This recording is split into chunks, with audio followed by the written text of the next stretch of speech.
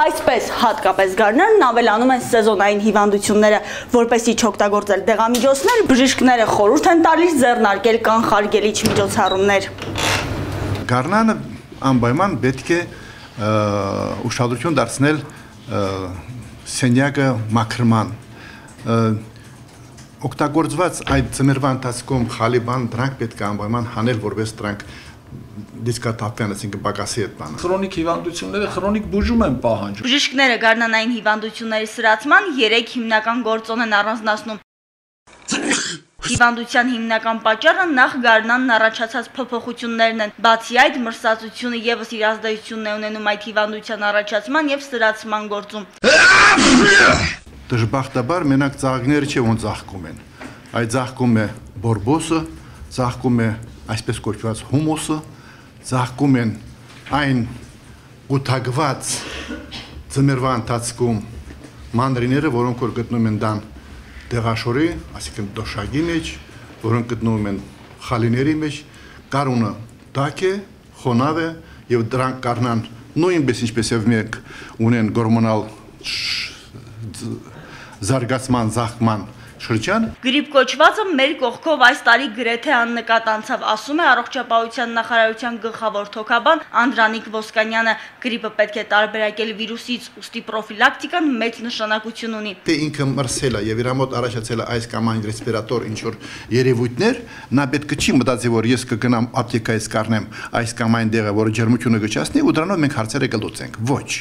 Դրա համար եթե 3 օրից ավել տևում է այդ ջերմությունը եւ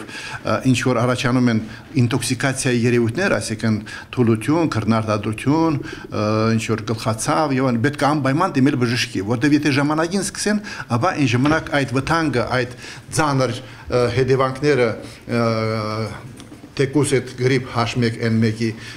բարակայում չի լինի։ Տարվա այս եղանակն ազդում է նաև սրտանոթային համակարգի վրա։ Ընդունված է տարբերակել, որ երիտասարդները սրտային հիվանդություններով հիվանդանում են գարնանը, իսկ մեծահասակները ձմռանը։ Այն ունի հիմնական պատճառներ։ Նախ ձմռանը մարդիկ ավելի շատ են ծխում, ուստի վնասում են եւ իրենց եւ շրջապատի առողջությունը։ Տոնական օրերին չեն ընդունում դեղամիջոցներ եւ օգտագործում են յուղոտ սննդամթերք։ Մի խոսքով իսկական հայկական ինֆարկտային ֆենոմեն։ Օդի սառը պայմաններում անոթների սպազմ է տեղ ունենում, հաճախանում է սրտի զարկերը, բարձրանում է զարկերակային ճնշումը,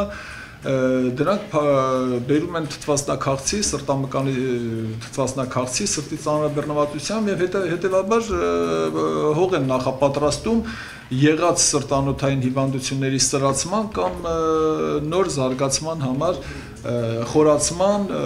այսպես ասենք, սրտանոթային պատահարների եւ նաեւ սրտանոթային մահացության։ Բժիշկների խոսքով ազգաբնակչությունը չի գնահատում առողջության պահպանման խնդիրը։ Սա առանձին մշակույթի ձև է, որին մեր հասարակությունը դեռ չի հասել եւ որը պետք է մարդկանց մեջ դեռևս մանկապարտեզից սերմանել։ Հաճախ հայրը սովոր են բժշկին դիմել այն ժամանակ, երբ դանակը հասել է ոսկորին եւ օրգանիզմն այլևս անկարող է պայքարել հիվանդության դեմ։ Ես հորդորում եմ մեր ժողովրդին, որ իրենք իրենց առողջությանը վերաբերվեն որպես ապրանքի։